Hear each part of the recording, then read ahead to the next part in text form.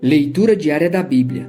Hoje, dia 9 de abril de 2024, iremos ler os capítulos 6, 7 e 8 de 2 Samuel.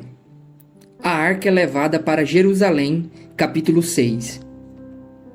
De novo, Davi reuniu os melhores guerreiros de Israel, 30.000 ao todo.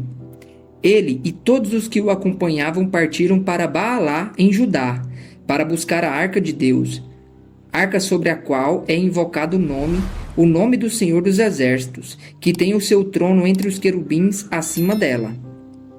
Puseram a arca de Deus num carro novo e a levaram da casa de Abinadab na colina. Uzá e Aiô, filhos de Abinadab, conduziam a carroção com a arca de Deus. Aiô andava na frente dela. Davi e todos os israelitas iam cantando e dançando perante o Senhor, ao som de todo tipo de instrumentos de pinho, harpas, liras, tamborins, chocalhos e símbalos. Quando chegaram à eira de Nacon, Uzá esticou o braço e segurou a arca de Deus, porque os bois haviam tropeçado. A ira do Senhor acendeu-se contra Uzá por seu ato de irreverência. Por isso, Deus o feriu e ele morreu ali mesmo, ao lado da arca de Deus. Davi ficou contrariado porque o Senhor, em sua ira, havia fulminado Uzá. Até hoje, aquele lugar é chamado Pérez-Uzá. Naquele dia, Davi teve medo do Senhor e se perguntou: como vou conseguir levar a arca do Senhor? Por isso, ele desistiu de levar a arca do Senhor para a cidade de Davi. Em vez disso, levou-a para a casa de Obed-Edom de Gate. A arca do Senhor ficou na casa dele por 3 meses, e o Senhor o abençoou e a toda a sua família. E disseram ao rei Davi: o Senhor tem abençoado a família de Obed-Edom e tudo o que ele possui, por causa da arca de Deus.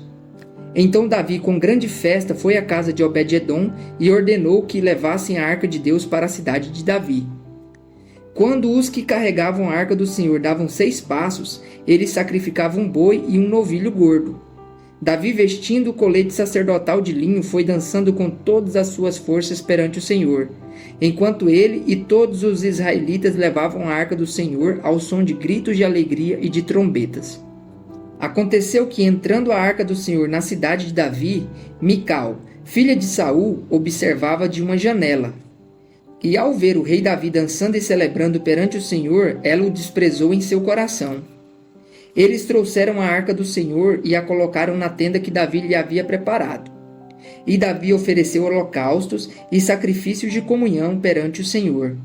Após oferecer os holocaustos e os sacrifícios de comunhão, ele abençoou o povo em nome do Senhor dos Exércitos e deu um pão, um bolo de tâmaras e um bolo de uvas passas a cada homem e a cada mulher israelita. Depois todo o povo partiu, cada um para a sua casa. Voltando Davi para casa para abençoar sua família, Mical, filha de Saul, saiu ao seu encontro e lhe disse: como o rei de Israel se destacou hoje, tirando o manto na frente das escravas de seus servos, como um homem vulgar. Mas Davi disse a Mical: foi perante o Senhor que eu dancei, perante aquele que me escolheu em lugar de seu pai ou de qualquer outro da família dele. Quando me designou soberano sobre o povo do Senhor, sobre Israel, perante o Senhor celebrarei e me rebaixarei ainda mais, e me humilharei aos meus próprios olhos. Mas serei honrado por essas escravas que você mencionou. E até o dia de sua morte, Mical, filha de Saul, jamais teve filhos. A promessa de Deus a Davi, capítulo 7. O rei Davi já morava em seu palácio e o Senhor lhe dera descanso de todos os seus inimigos ao redor. Certo dia ele disse ao profeta Natã: aqui estou eu, morando num palácio de cedro, enquanto a arca de Deus permanece numa simples tenda. Natã respondeu ao rei: faze o que tiveres em mente, pois o Senhor está contigo. E naquela mesma noite o Senhor falou a Natã: vá dizer ao meu servo Davi que assim diz o Senhor: você construirá uma casa para eu morar? Não tenho morado em nenhuma casa desde o dia em que tirei os israelitas do Egito. Tenho ido de uma tenda para outra, de um tabernáculo para outro. Por onde tenho acompanhado os israelitas, alguma vez perguntei a algum líder deles, a quem ordenei que pastoreasse Israel, o meu povo: por que você não me construiu um templo de cedro? Agora, pois, diga ao meu servo Davi: assim diz o Senhor dos Exércitos: eu o tirei das pastagens, onde você cuidava dos rebanhos, para ser o soberano de Israel, o meu povo. Sempre estive com você por onde você andou e eliminei todos os seus inimigos. Agora eu o farei tão famoso quanto os homens mais importantes da terra. E providenciarei um lugar para Israel, o meu povo, e os plantarei lá, para que tenham seu próprio lar e não mais sejam incomodados. Povos ímpios não mais os oprimirão, como fizeram no início. E tem feito desde a época em que nomeei juízes sobre Israel, o meu povo. Também subjugarei todos os seus inimigos. Saiba também que eu, Senhor, estabelecerei para ele uma dinastia. Quando a sua vida chegar ao fim e você descansar com seus antepassados, escolherei um dos seus filhos para sucedê-lo, um fruto do seu próprio corpo, e eu estabelecerei o reino dele. Será ele quem construirá um templo em honra ao meu nome, e eu firmarei o trono dele para sempre. Eu serei seu pai, e ele será meu filho. Quando ele cometer algum erro, eu punirei com o castigo dos homens, com açoites aplicados por homens. Mas nunca retirarei dele o meu amor, como retirei de Saul, a quem tirei do seu caminho. Quanto a você, sua dinastia e seu reino permanecerão para sempre diante de mim. O seu trono será estabelecido para sempre. E Natã transmitiu a Davi tudo o que o Senhor lhe tinha falado e revelado. A oração de Davi.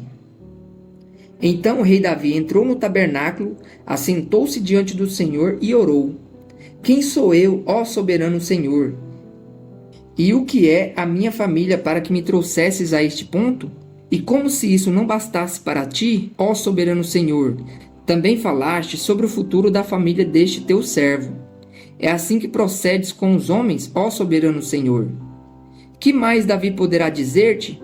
Tu conheces o teu servo, ó soberano Senhor. Por amor de tua palavra e de acordo com a tua vontade, realizaste este feito grandioso e o revelaste ao teu servo.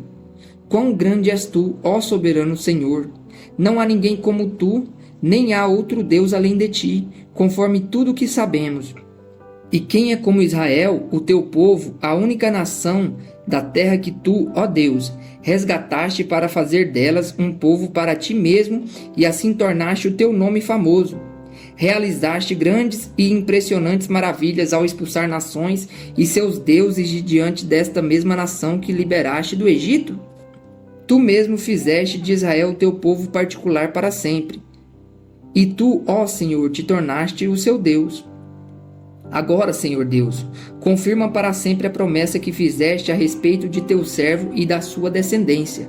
Faze conforme prometeste, para que o teu nome seja engrandecido para sempre e os homens digam: o Senhor dos Exércitos é o Deus de Israel, e a descendência de teu servo Davi se manterá firme diante de ti. Ó Senhor dos Exércitos, Deus de Israel, tu mesmo revelaste a teu servo quando disseste: estabelecerei uma dinastia para você.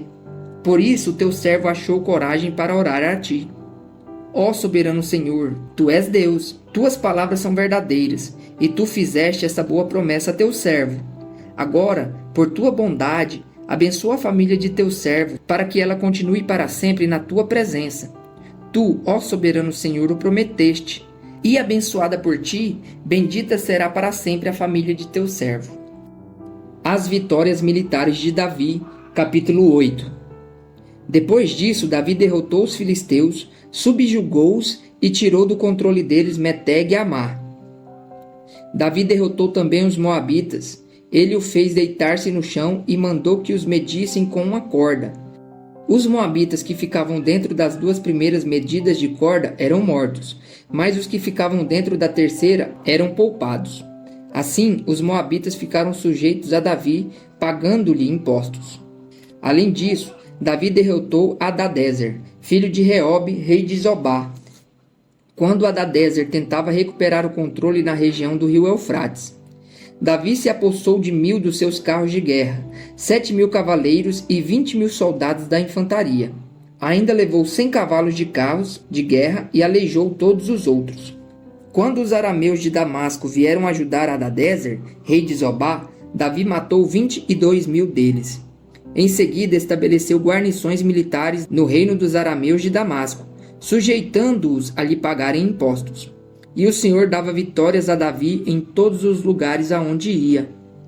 Davi também levou para Jerusalém os escudos de ouro usados pelos oficiais de Hadadezer, de Tebá a Berotai, cidades que pertenciam a Hadadezer. O rei Davi levou grande quantidade de bronze. Quando Tou, rei de Amate, soube que Davi tinha derrotado todo o exército de Hadadezer, enviou seu filho Jorão ao rei Davi para saudá-lo e parabenizá-lo por sua vitória na batalha contra Hadadezer, que tinha estado em guerra contra Tou. E com Jorão mandou todo tipo de utensílios de prata, de ouro e de bronze. O rei Davi consagrou esses utensílios ao Senhor, como fizera com a prata e com o ouro tomados de todas as nações que havia subjugado: Edom e Moabe, os amonitas e os filisteus e Amaleque. Também consagrou os bens tomados de Hadadezer, filho de Reobe, rei de Zobá. Davi ficou ainda mais famoso ao retornar da batalha em que matou 18.000 edomitas no Vale do Sal. Ele estabeleceu guarnições militares por todo o território de Edom, sujeitando todos os edomitas. O Senhor dava vitórias a Davi em todos os lugares aonde ia. Os oficiais de Davi. Davi reinou sobre todo Israel, administrando o direito e a justiça a todo o seu povo. Joabe, filho de Zeruia, era comandante do exército. Josafá, filho de Ailude, era o arquivista real. Zadok, filho de Aitube, e Aimeleque, filho de Abiatar, eram sacerdotes. Seraías era secretário. Benaia, filho de Joiada, comandava os queretitas e os peletitas. E os filhos de Davi eram sacerdotes.